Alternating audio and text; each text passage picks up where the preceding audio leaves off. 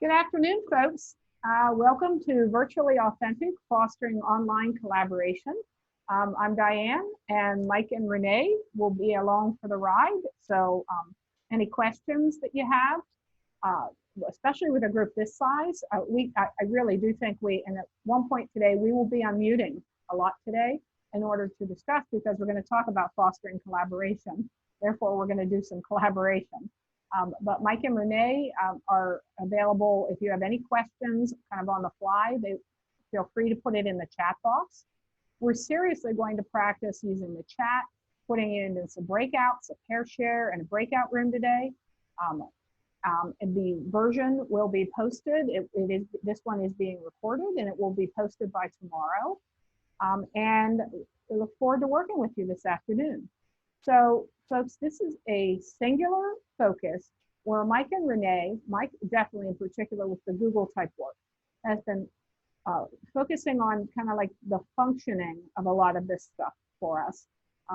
The other learning targeting you'll see here, we really need to take a look at, step back, and so what does the instruction look like online? So today, we're going to practice with some techniques to foster online collaboration. Because when we think about it, it's simple enough for children sitting in our classrooms to kind of tune out if we're not doing a lot of pair share, if we're not doing a lot of collaborative work. And online, for instance, right now, I don't see faces. So step number one to foster collaboration, if you are going to be doing some work with your kids, or even a little workshop with parents, like a 15 or 30-minute session with parents, you would definitely, unless the group is too large, you would want to see them. So the actual taking the audio so that they can see each other is a number one step to fostering collaboration. So I have this kind of this meme up here: when you're the only one that does any work in group projects, but the rest of the group still gets an A. I know that we as educators, particularly if you're at the secondary level, I know that we've experienced this, the drama of the cooperative learning, where we're putting kids together in groups. We give them a task, and then it appears to fall upon one or two of the students, say in the group of 5. So that problem is amplified when we're looking at online type learning. So that we are going to discuss, there are like 3 key components to keep in mind as you're developing and working online that can really bring the learners in and engage them and foster that type of collaboration. So we don't want the cooperative learning, which I said this morning, folks, back in my day in the 70s. That's what was done, if anything, in the classroom, and even in my training as an educator in the very early 80s. It was still cooperative learning. And what we're talking about now, particularly in the last 20 years, is much more a collaborative environment. So with cooperative, they all get the grade. And if one is an overachiever, if Harris says, I want to make sure I get the A, and maybe Elaine is kind of like lackadaisical that day, someone's going to take on the lion's share. With the collaborative learning, what you'll see today is that there's an equality in the partnership that occurs. So the solution is, if we truly, really do want to promote a model healthy functional collaboration, we want to take a look at the types of group work that we're assigning. So this really becomes paramount, as I said, in an online platform or environment. So we're just going to start. We're really going to, by the end, you're going to be hopefully able to use the board, and we're going to be sharing our screen and so on. But we're kind of building to that even in this 30-minute stint. I did recommend this morning for folks, a lot of your schools are doing different things, that it's not that you want to take a 3-hour and conduct a 3-hour class with session. If you're going to do that with students, you want it to be in nice, small, manageable chunks. 30 minutes, honestly, will suffice to begin with. So I have here for you a quote, which I truncated from this morning even. And this is a 10% summary activity. And those of you that are familiar with the very formal 10% summary, if you give children, any student or any learner, say 100 words of text to read, if they are comprehending at a comprehension level, metacognitively, they should be able to give you a summary back in 10% of the original text. So I have here for you, you get to pick, I'm going to be very generous, and I'd like you to read this quote, and I want every one of us individually to come up with the 3 core words or the key words that stand out for us as encapsulating what you just read about students collaborating. So I was being generous with 3. This honestly, even for 10%, could be 2 words that you select. So I'd like you to take a minute, just 1 minute, and read that and ponder that. And you're going to get select 2 or 3 words. And then we're going to practice raising your hand to give your oral responses. Okay?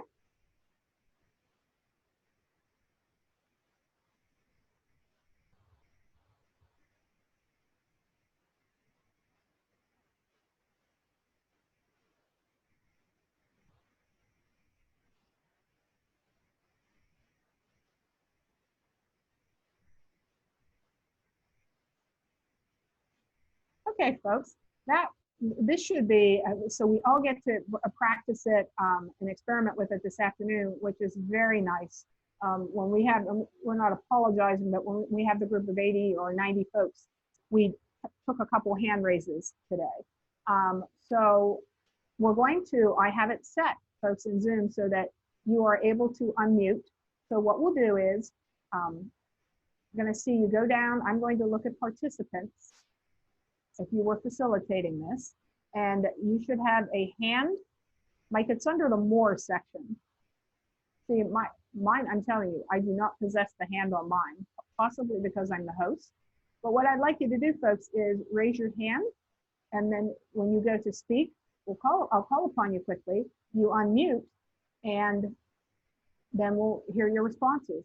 What words, keywords, 2 or 3, do you believe really encapsulate or are really the focus for you in your facilitation? So who would like to start? Okay, Renee, I see her hand go up. Renee, what do you got? So making sure to unmute. Good, excellent. Yeah, my hand is not up. I was going to tell you Tara's hand is up. Oh, I thought I saw yours up too, Renee. And so's Mary's and So's Sarah's. Mary. So. Good job. Yes, and side note, Mary, I loved your picture. I have one St. Bernard myself, so I'm with you already. Cute, very cute. Well, okay, we'll go to Mary because she was unmuted. Mary, what do you got? What words stand out to you? Vacuum and conversation. No, there's no, I was thinking conversation because I love how when kids start talking, they'll start thinking differently when they hear other people's responses. Like, that is beautiful because that is the core. And those of us in the classroom, it's definitely simpler just because of our proximity even to control that type of collaboration that will take place. It all starts with the pair share and the sharing out individually. Sarah, what do you have? What were your words and why? I chose collaborate, social, and meaningful. Collaborate because everyone is working together. Social because you need to talk to be able to share. Or, I mean, I guess talk in today's society isn't just verbal conversation, but technological conversation as well. And meaningful because you're working together and you're developing something collaboratively. Very, very nice. So as we're thinking about, even thinking back to like your last lesson, which it seems like light years ago now, but the last lesson that you taught are your kids engaging in collaborative conversations. Does that occur, yes or no? How about one more, Tara? Would you like to share? Yeah, mine was the same as Sarah's. I said collaborate, social learning, and meaningful understanding. Excellent. Why? Why, Tara? Well, because when they collaborate, they have collaborate to me means working together. Mm-hmm. So they have to spend time with each other, work together, know how to get along, which kind of goes along with social learning as well. And meaningful understanding, when you have more than one person obviously in a group and different ideas are coming from different people, you might get a different understanding for something that you wouldn't have normally thought of. Very, very nice. So as we're working through some of these activities today, please keep in the forefront of your mind, I don't have to be, like none of us, I'm certainly not, we don't have to be master facilitators of learning, but it really is about creating simple opportunities for our students to use, and now a different type of platform, but to use technology and still have them making those connections. I had said in the morning session, if I'm meeting with kids, my first several weeks online would be activities, getting them used to unmiking. If you're going to use Zoom or whatever, whatever platform for communication you have, getting them participating in a way, because it's very difficult to establish a community when there's that distance, okay? So the first thing I wanted to do was, and this is perfect with us, it was very fascinating this morning with so many, because pair share can be the root and the core of what we still do instructionally. So we're going to do a little breakouts, and what we're going to do is, looks like we're an even number, which is perfect. I'm going to show you a visual, and I found out this morning, we learned these things along the way. I found out this morning that there was no way, once we got in here, that I could embed the actual picture once we leave. So I'm kind of talking you through my mistakes that I make. So what I'm going to do this afternoon, so after this leaves you, because the visual, when I go to cut away to breakout rooms, Mike, do you think we're going to lose the chat feature too during the breakout rooms? The chat appeared to stay there. It looks like it sticks along with the breakout room. Okay, so. But I would definitely put the link into the chat before you go to breakouts. So let's experiment and see. So so you folks are along. So I'm going up to chat. Huh? My chat is not showing on my screen. Hold on. Okay, it may be under the ellipses at the right side of your. That's what I'm seeing under more. I'm seeing, oh, here we go. Now I got the chat back. Excellent. So, and I lost it again. Okay. It's another Monday. It is. It's like every day seems like a Monday. So, there I have the chat. What I'm going to do now, folks, very carefully, is I'm going to stop sharing. Well, I'll show you this just to pique your curiosity for a moment. And this is the name of the piece of artwork, Office in a Small City. But I find that kind of mundane. And I'm sure Edward Hopper, he cares what I think about the title of his painting. But what I'd like to do is I'm going to stop. I'm going to first let me get this in the chat like Mike is saying. So I'm kind of talking you through this because we don't want to be intimidated by this stuff. And I'm very bold and daring. So I put the link to this actual painting. And what I'd like you to do once I assemble you in your pair shares for this, because it's a quick activity, is I want you to give this an alternate title, because I think that there are some great things you could do with that.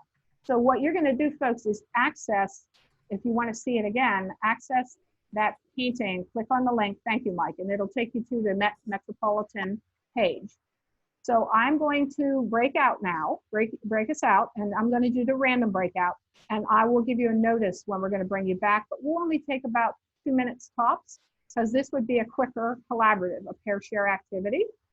And I'm going to put you, actually, so we'll keep it pair share. So I'll put you, we have one group that will be larger. And I'll see you on the other side in a couple minutes.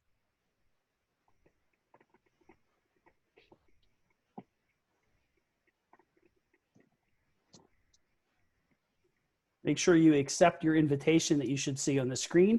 Oh, thank you. Click Join Breakout Room.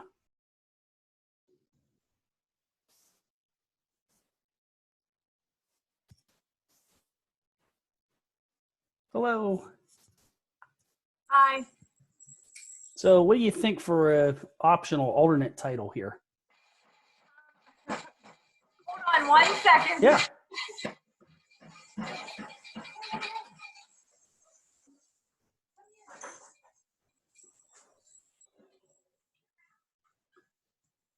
Sorry, I have 1-year-old twins. Oh my. And one's in a jumper and he's making a lot of noise. Okay, so repeat that question again. So did you get to see the painting that Diane showed? Yes. Okay. So she's asking us for an alternate title. something, another name that you might give that painting? Oh my.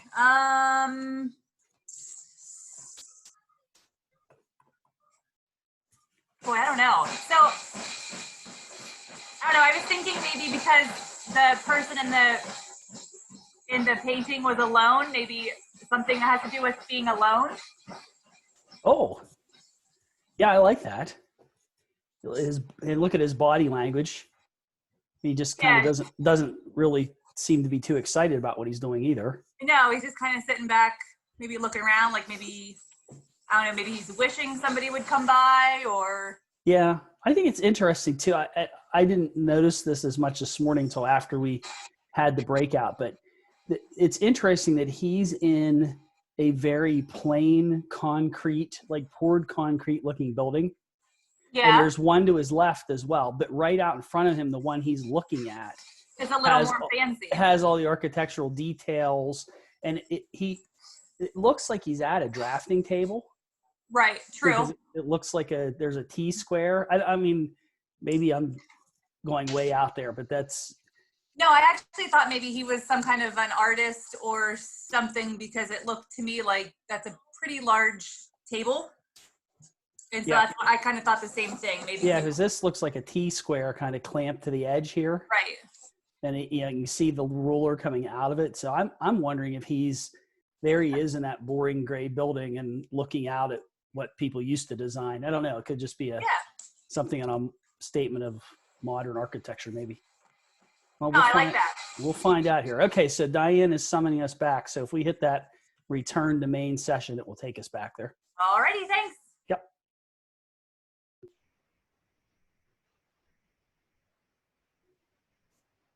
So one thing we learned in the breakout rooms, the people in the breakout rooms can share their screens. So if only one person brings it up, they can share from there. Oh, that's awesome. With the partners, yeah. Okay, so once they're in the breakout, yes, they could share that. That's and we could see chat. The chat was there. Excellent. With the link and everything. So, folks, it automatically, and we know that there's an anonymity behind the online. So I know it sounds so simplistic in nature, but that breaking, even in a group of 10, breaking it into and not being fearful of, say, a pair share or a small group that, say, you have even 20 kids, of 4 kids per group in 5 different groups. We don't have to, as Mike had talked about, I believe the other day, you can definitely take and I randomize you folks. But Mike says, I really read a lot into this painting. I actually, we had the art teacher, Janet, this morning, and that's, I love his work as well. But let's see, so, because we're talking about collaboration, so you have the talking with your pair share partner. What I'd like to do now, and I know it sounds very simplistic, but our method of sharing out here, especially if you have younger ones, but even older kids, I'd like everyone to locate the chat. Oh, I love that, Andy. Yeah, it's definitely reflected in our new title. Awesome. So what I'd like you to do, because it's a small group, otherwise I'd say one pair share partner, but everyone, I know you can use the chat, but go ahead and populate your new title in the chat room, please, or in the chat function. So let us see, so we can peruse these titles. And I know that we'll have 2 that are the same, that's fine. Alone, very appropriate. Social distance, I think that was social distance, good. Imprisoned in forced labor. Oh, 6 feet away. Longing for Reese's peanut butter eggs. I'm not sure of that interpretation. 6 feet away, yes. What else do we have? Intensive working. Social distancing, very nice. And so as a facilitator, I can say if there were a total of 10, or you can even, that's a very quick way of looking and saying, okay, all my kids have weighed in. Very, very nice. Mike, you want to provide an analysis? No, I just threw a funny title out there, but what we were talking about, this was my interpretation. His desk, it looks like he has a T-square. It looks like an architect's desk, and he's in a very bland concrete building. and Yes. he's kind of longingly looking out at not a Reese's peanut butter egg, but that ornate building across the street. And it's kind of like that building surrounded by those drab concrete. And given when Hopper did the painting, that would have been one of the trends. Absolutely. And, you know, and having kids, so we know that the one interpretation or analysis, so I'm all about the TDA. Mike says nerd alert. I'm all about the text dependent work, but analytical work, honestly, with any visual you want to use, that will work. It could be a political cartoon if you're social studies. It could be a picture of an animal if you're dealing with much younger ones and you want to talk about what do you notice. Like the other day I said, what's going on in this picture? So it is really paramount that we don't lose those connections or the connections with the learner just because it happens to look a little different to us. So you guys did a great job with that.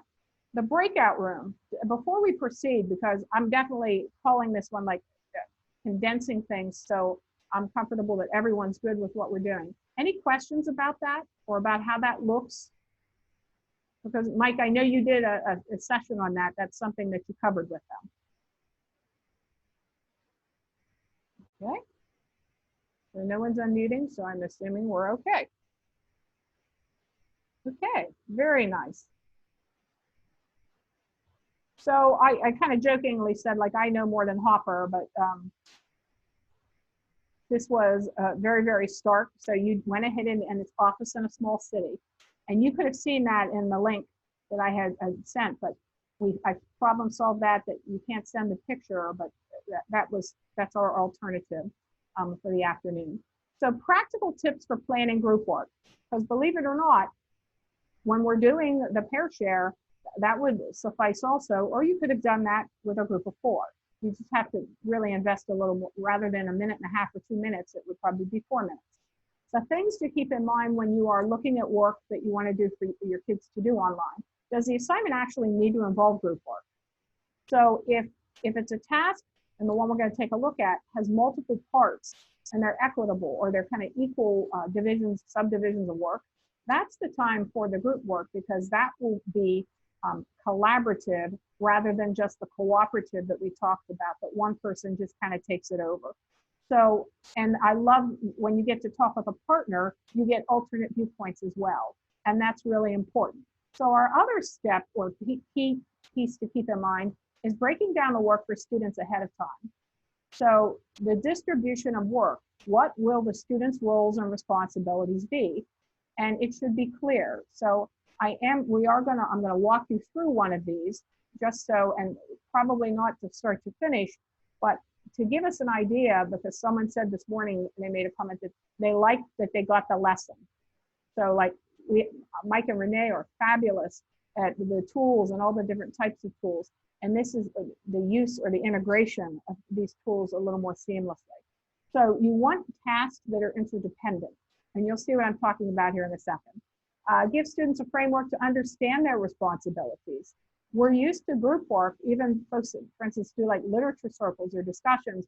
Okay, you are this, you're the timekeeper, you're the secretary.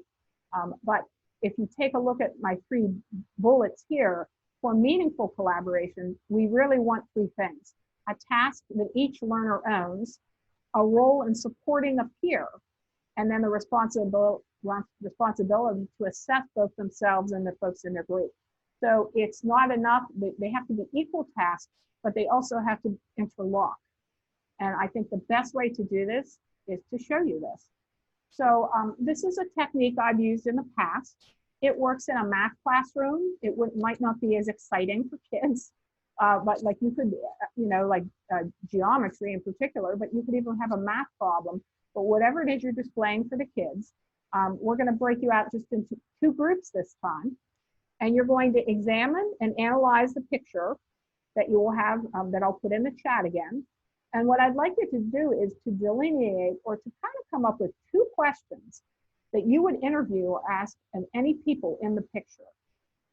For my English or social studies folks, another nice riff on this is ask the author. Like, so we're interviewing the image, but you could interview the writer or the author or ask the researcher. So there are a lot of implications for this. But first, I'm going to show you, this Lewis Hine work his photography is definitely known by many. So you're going to have this picture. I'm going to, once again, get us in, go ahead and put this before we break away into the chat bar. I will go ahead, and I had this one prepared. It's a long one, but you'll click on this, and Mike could show you how to make them smaller, because I'm sure Renee could too, because they're nerds like that. But once you are in your breakout, you're going to go ahead and you can have the breaker boy, the picture to take a look at as well. And what I want you to do as a team, so we'll do 2 separate teams. And what I'd like you to do, your task one more time is, for now, it's in the discussion phase. So if someone wants to lead the discussion, that's great. But then we're going to have a couple jobs when we bring you back out of the breakout rooms. Your goal or your task is to come up with at least 2 interview questions for the characters or the people that you see in that picture. Is everyone clear on that? Let's see a thumbs up or a thumbs down. Go to your, go by your name or your participant, and can I see some thumbs ups and thumbs down so that I know what your job is, that you know that what your task is. Excellent. It looks like everybody's good. So I'll see you, we'll give this one probably a little more time, probably 4 minutes, and we'll go a little bit over 2 o'clock, but that's fine because then we have the 15 minutes for questions. So you know, if you're doing this, we had a pair share breakout. When I go back, folks, I'm going to recreate it, which is, it will ask you because I want 2 rooms now. So I recreated my rooms on this back side into 2 rooms now, and I'm going to open the rooms and I'll bring you back in approximately 4 minutes.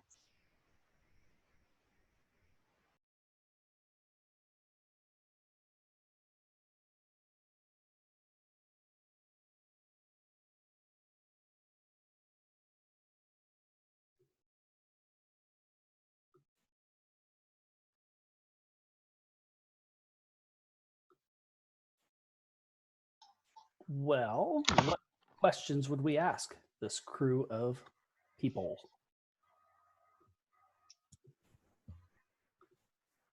What would you want to know? Any thoughts? Are you able to share the picture with us again? Oh, absolutely. Give me 1 second here. Share that. All right, you should be able to see it now. Yep, thanks.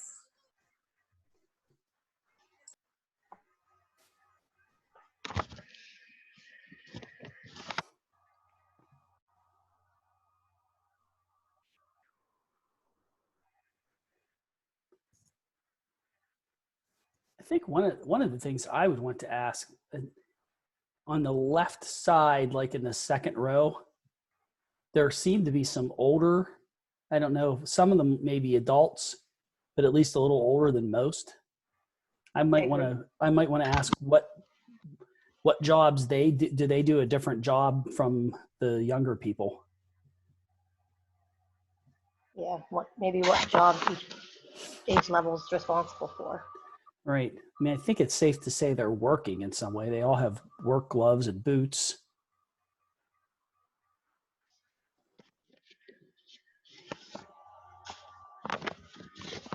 Looks like narrow gauge rails that they're standing on too.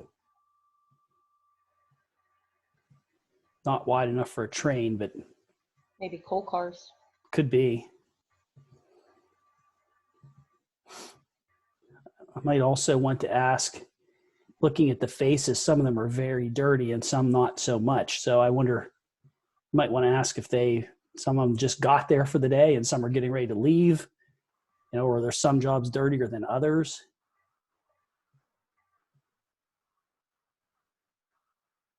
Yes. I do like the one kid, the second one in on the left is the only one that has kind of a big grin. He's smiling and everybody else just kind of looks miserable. Yes, they do. The person kind of behind that kid to the right kind of has a little bit of a grin on his face. He looks a little bit older. Yeah. Oh, yeah. The one that looks like the one side of his face is really dirty. Yeah. Yeah, he looks like he might be at least enjoying the photo a little bit. And there is someone in the back left corner. I don't know what his job. Is it a supervisor of the group? Oh, yeah. Okay, yeah. Yeah, I have a lot of questions about this. And I wonder if they're allowed to smile or if they're not, because most of them are not. Maybe they're not supposed to. Yeah. Maybe they're not allowed. Well, and it makes me wonder, given the age of this, you know, how common was a camera? You know, it's if this is a coal mine, which it may very well be, because it does look like there's a tunnel there that these train tracks go, the narrow gauge tracks go into. You know, so if this was somewhere rural that was big in coal mining, it might have been, you know, what is this thing this person's using? Yeah, what's a photograph? True. All right, so Diane's going to be ready to bring us back in. It looks like we just got a message. So you should see an invite on your screen that says to return to the main session. So I'll see you all back in the big room in a few seconds.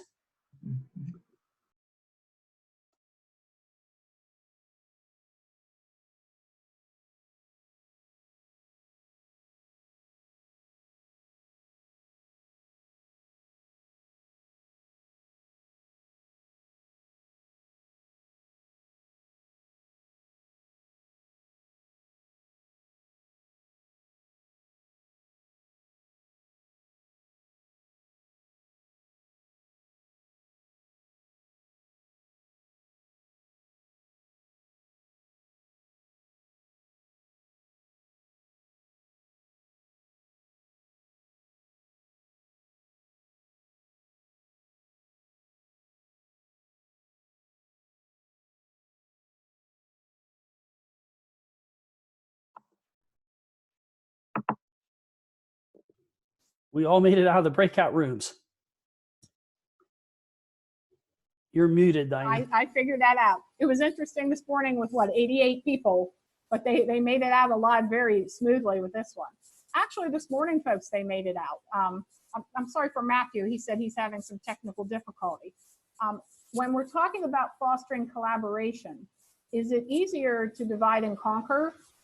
It's something that you really want to consider, particularly if you're using Zoom, or even if you don't have Zoom to use, but can we take and isolate skills or what we're asking kids to do and to make it in smaller chunks? Because it's a lot more difficult to remain silent even online if there are 4 or 5 of you in a group, isn't it?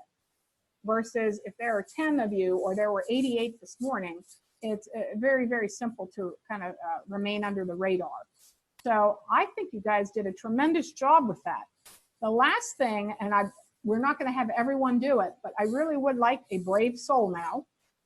And that brave soul would represent your group. You talk about representing. Hold on, things popping up everywhere on the screen. What I'd like us to do is I stopped sharing. And what I'd like to do is there one group that would like to take over the sharing, pull up your board, the annotation, your annotation or your whiteboard, and show us your questions that you developed. And I would prefer that it's not Mike or Renee. I saw, because I was jumping in and out of the groups, Mike or Renee, I saw you guys, thank you, like you just randomly were facilitating groups. But who would like to try it? Who would like to go down to the share? And when we do the share, and we have Mike here for his expertise as well, when you go to share, you'll see the annotation board with a whiteboard, and place your questions on there to share with us. I could always volunteer someone.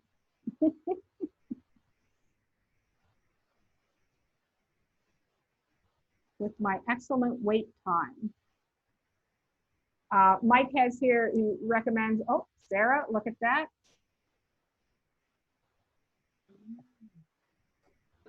Oh, there's the whiteboard. Just bear with me because I don't know what I'm doing. But Sarah, that's what we're here for. So you could type, or you can use you can use your pen that you have, or you can type the questions. Either way is awesome. How do I get it to let me type? Just type? Yes. Well, did you click on your pen, Sarah? There's a text tool, a typing tool in the toolbar. It's like a T. I believe it's a T in a box. Because I don't want to pull mine up and get rid of you. The only thing it's showing me is the whiteboard and a pen. Oh, there it is. Hold on. So you should have, and that There, way. that will do it. Yep.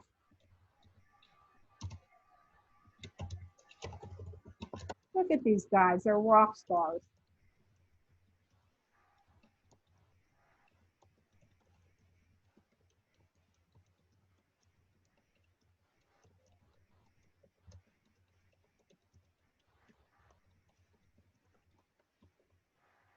That's a great question.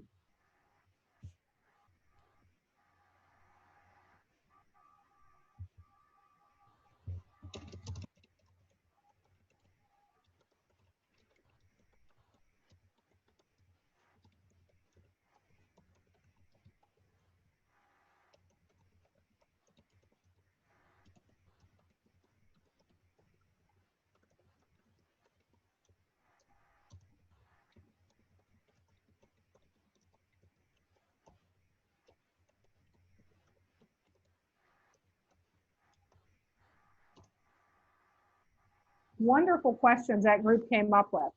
So the collaboration piece, when we're talking about the different, so everyone's participating in the question or the discussion portion. Definitely with your kids, you would have one, say, that kind of leads the discussion or starts with the initial question or keeps them on track. And then you could have someone that is the screen sharer. And then at this point, Sarah did that typing, kudos to her. And then I would have someone else, another student. So who else was in Sarah's group? So if I'm dealing with kids, I'd have one of those kids, say Andy was in that group, I'd have Andy then kind of read the questions, or each team member read a question and discuss your kind of briefly your conversation behind it. So is there anyone else? That is amazing. Sarah, was that difficult? No. No. Once you guys told me how to find the text feature. Absolutely. So I know that when we're going through these and you can do this and you can do this and do that, the collaborative piece, keeping in mind that we have kind of a distribution of jobs, is there anyone else in our small group, since it's a small group, that has a burning desire to do this, just to say, oh, I can do this? Because we could turn it over to them then. If someone really, really says, I won't do this unless I do it myself and I get guidance. Very, very nice. Okay, so Sarah, you're going to stop sharing. And I have to tell you that works really, really beautifully. But I have to tell you, the beauty of it was that it's you folks in your work. If I had children, in other words, which I usually do in one way or the other, so you did the interview and image, and you also had them sharing out. I had said this morning, I always have that piece of text that I would do something with children as well, if they were kids, because it's small truncated, but it explains what's going on in the picture. That picture for me would be a great, I talked the other day about exploring, and that's the research end of things. And this would be, the breaker boards would be something that I would definitely let kids select a topic surrounding these childhood labor photos. And that was a great question about the cameras, because Lewis Hine is known to have staged, the photographer, to have staged a lot of these different photographs. So there are a lot of different instructional ways that you could go with that. Most importantly, as I talked about with our steps real quickly as we wrap up, equal roles. So would you have a discussion leader? Would you have the share screen or the reporter? They wouldn't have to use that annotated screen. Perhaps each group creates a slide and then they share that Google slide. And then of course the group spokesperson. So really, when we're talking about online collaboration, and we've gone a little over, but you guys, thank you so much for sharing your time and your talents. When you're looking at online collaboration, what did we do? And you think about that in the terms of what you're preparing and how did it work, or how will it work? It's not about you folks, probably everyone here has tons of savvy, different tools that you like to use. So embed them as long as it's a collaborative environment. But you can do pair share with the chat box. You can do the pair share or the group work with the breakout rooms, and then really expand it from there. So I had a Padlet, folks, and I'll just explain because I don't want to eat into Mike's time. Well, actually, we're supposed to go till it's 2:10 right now. So if you guys, if you're familiar with Padlet, I think this is a great one. And I have this on the screen, the actual, but I'm a big fan of the QR code. When you create Padlet, you can just, and if the kids had a cell phone or a scanner in particular, they can go ahead, a QR reader. They, of course, could do that. But the question that I would have asked, are you folks familiar with Padlet? Maybe, maybe not. So here's what we'll do. I'm going back to my chat here in a second. Oops. Okay. And I'm going to go ahead because that will show you the experience of what it looks like. These are, folks, I don't use sophisticated tools because I'm a 37-year veteran teacher, but a novice when it comes to a lot of technology. So over in the chat, you'll see the Padlet if you want to go ahead and click on that and see what it does for you. And I'll show you what you can do as the teacher then on my end. So if you go ahead and there we go. And one thing I learned today. And so you go down to, you should see my cork board as I'm sharing the screen, but if you click the Padlet link, you go ahead, you just click on the plus sign and you go ahead and do it. So we have one Post-it note there. That's your ticket out the door. Let's see a couple, and it's random. I don't have to know who's typing what.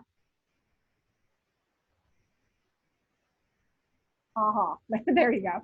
So, and I guarantee you folks, the Padlet in particular as a formative assessment tool or as a sharing out is really, really, it's experimental, but I have to tell you, it's so nice, Mike. It is so simple to use.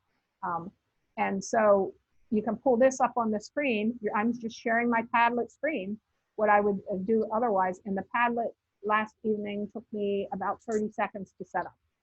Okay, any questions or concerns? You guys did a great job. We kind of put you through your paces this afternoon. I'm going to do the next meeting. There we go. Okay.